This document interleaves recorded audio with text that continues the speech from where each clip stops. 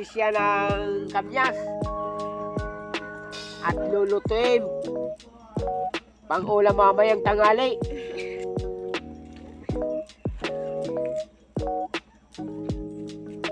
Hello mga kasini!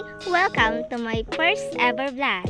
For today's video nga ay tuturuan ko kayo kung paano ang pagluto ng kamyas. At heto nga si tatay ay nagbabalat na ng niyog. Sabi nila masarap daw ang kamyas paglutuin.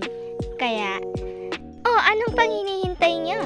Tara, samahan nyo akong magluto ng kamyas. At ayun nga, tapos na si tatay sa pagbabalat ng niyog. Ako naman ay lilinisin ko na ang kamyas na pinagkuhanan ko sa bulud-buludan ng aming kasini. Ayan, pinagtatanggal ko na yung mga excess na rumi. Sa pagluluto nga ng kamyas, kailangan pigain ng pigain ito para maiwasan ang maasim na luto. Konti na nga lang ang nakuha naming kamyas, kasi ang iba nagsisihulugan na. Mabuti na nga lang, nakita ito ng aking kapatid at ng aking tatay, kaya naman, napasugod agad ako sa aming bulud-buludan na kasini at kumuha ng aming mauulam na kamyas. Pagkatapos ko ngang pigain ang aming kamyas, ay dali-dali akong nagkayod ng aming niyog para maluto ito ng mas maaga.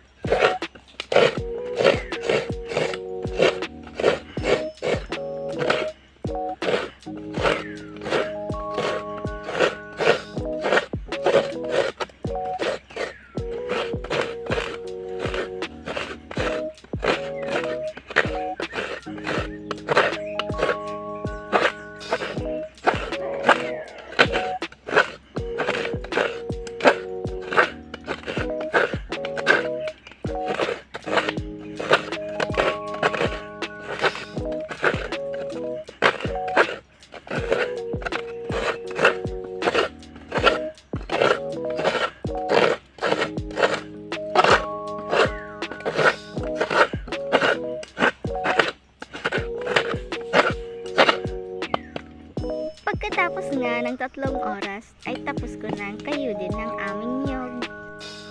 Kaya naman hindi ko na ito papatagalin. Aba, excited ata itong pagluluto ngayon ha. 1 baso nga lang na tubig ang aking ginamit para sa pagpiga, para hindi masyadong masabaw ang aming lulutuin na kamyas.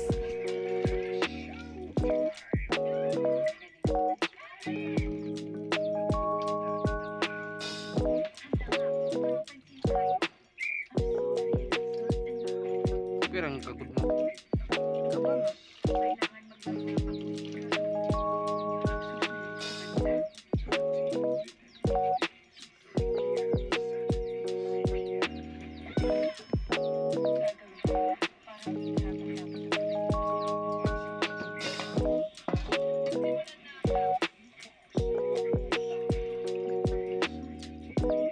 So ayun na nga mga kasini, inihanda ko na ang aming malaking kawali at dahan-dahang inilagay ang gata. At pagkatapos nga ay dali-dali kong binalutan ang sibuyas at bawang para may halo na doon sa gata.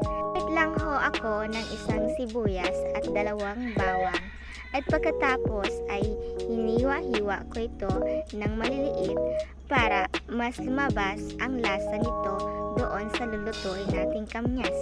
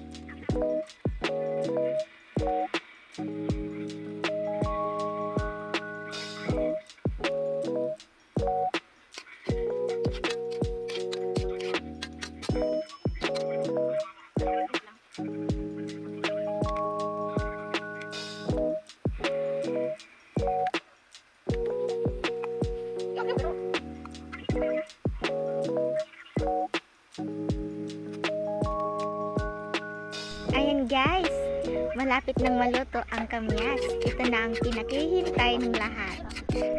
Proudly present, ginataang kamyas with sardines. Hanggang sa muli, salamat sa panunood.